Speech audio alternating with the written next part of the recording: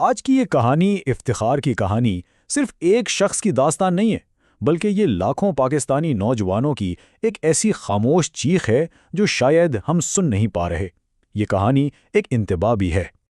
کہانی کی شروعات ان الفاظ سے ہوتی ہے۔ سوچیں، ایک دوست کا فون آئے اور وہ آپ کو یہ بتائے، یہ صرف ایک جملہ نہیں، یہ ایک خطرے کی گھنٹی تھی کہ کچھ بہت غلط ہو چکا ہے۔ تو سوال یہ ہے کہ آخر یہ افتخار ہے کون؟ افتخار ایک ایسا دوست ہے جس سے راوی 1 سال سے نہیں ملا تھا، ایک ہنستا کھیلتا دوست جو اچانک بالکل بدل گیا ہے۔ آئیے دیکھتے ہیں کہ یہ تبدیلی آئی کیسے۔ دیکھیں، یہ تبدیلی کوئی ایک دن میں نہیں آئی، اس کے کچھ مراحل تھے۔ 1 سال پہلے سب کچھ ٹھیک تھا، پھر آہستہ آہستہ اس نے دوستوں سے رابطہ کاٹنا شروع کر دیا، اور آخرکار وہ اس اسٹیج پر پہنچ گیا جہاں وہ اپنے کمرے میں بند ہے اور اس کی پوری دنیا اس کے موبائل فون کی اسکرین میں سمٹ گئی ہے۔ جب دوست کی ایسی حالت کا پتہ چلا تو ظاہر ہے راوی اس سے ملنے پہنچا، اس امید کے ساتھ کہ شاید کوئی بات ہو سکے، کوئی مدد کی جا سکے۔ لیکن یہ ملاقات اتنی آسان نہیں تھی۔ افتخار تو پہلے ملنے کو تیار ہی نہیں تھا۔ اور جب افتخار بالآخر باہر آیا نا، تو اس کو دیکھ کر ایک جھٹکا سا لگا۔ اس کے چہرے پر ایک عجیب سی تھکن تھی اور آنکھوں میں شک۔ یہ وہ افتخار نہیں تھا جسے وہ 1 سال پہلے جانتا تھا۔ یہ صرف جسمانی نہیں بلکہ ذہنی تھکن تھی۔ بات چیت شروع ہوتے ہی ایک عجیب بلکہ پریشان کن بات سامنے آئی۔ جب اس سے حال پوچھا گیا تو اس کا پہلا جواب یہ تھا، وہ یہ سمجھ رہا تھا کہ اس کے اپنے گھر والے اسے زہر دینے کی کوشش کر رہے ہیں۔ یہاں سے اس کے شدید وہم کا اندازہ ہوتا ہے۔ اور یہ وہم صرف گھر والوں تک محدود نہیں تھا۔ اس نے کہا کہ اس کا فیس بک اکاؤنٹ ہیک ہو گیا ہے، لیکن اصل میں ہوا کیا تھا؟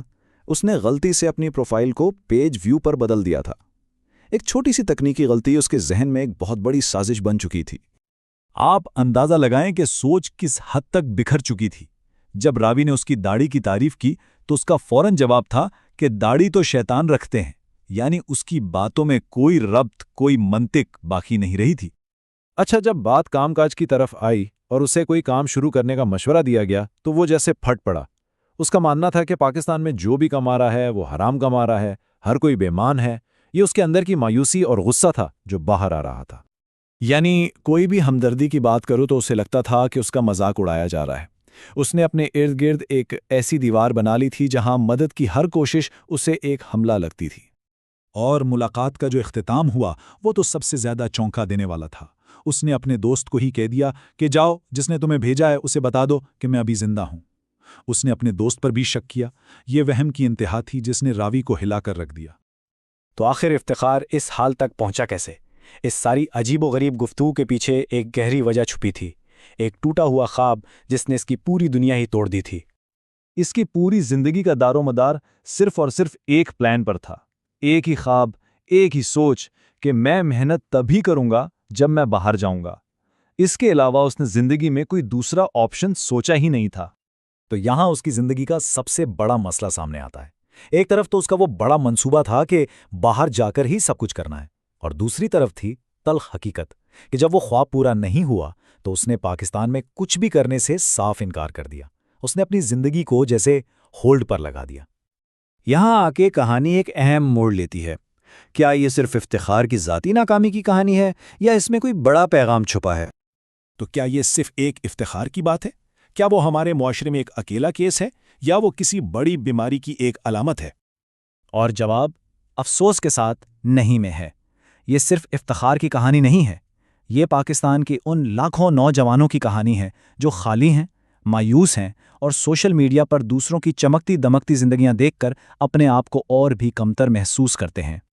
افتخار جو بوجھ اٹھائے ہوئے ہیں وہ دراصل ایک پوری نسل کا مشترکہ بوجھ ہے۔ بے روزگاری کا بوجھ، ٹوٹے ہوئے خوابوں کا وزن، سوشل میڈیا کا دباؤ اور ان سب سے بڑھ کر مایوسی اور خاموش ذہنی اذیت کا بوجھ۔ اور یہی اس کہانی کا سب سے خوفناک پہلو ہے۔ افتخار میں اور ان لاکھوں نوجوانوں میں کوئی فرق نہیں سوائے ایک بات کے۔ فرق صرف اتنا ہے کہ افتخار نے وہ سب کچھ کہہ دیا جو لاکھوں لوگ اپنے اندر چھپائے بیٹھے ہیں۔ وہ اس خاموش بحران کی ایک جیتی جاگتی آواز بن گیا ہے۔ تو اس پوری کہانی سے ہمیں کیا سمجھنا چاہیے؟ یہ صرف ایک افسوسناک واقعہ نہیں بلکہ یہ ایک وارننگ ہے، اور یہ اپنے پیچھے ایک بہت بڑا سوال چھوڑ جاتی ہے۔ دیکھیں، یہاں ایک بہت سیدھی سی وارننگ دی جا رہی ہے۔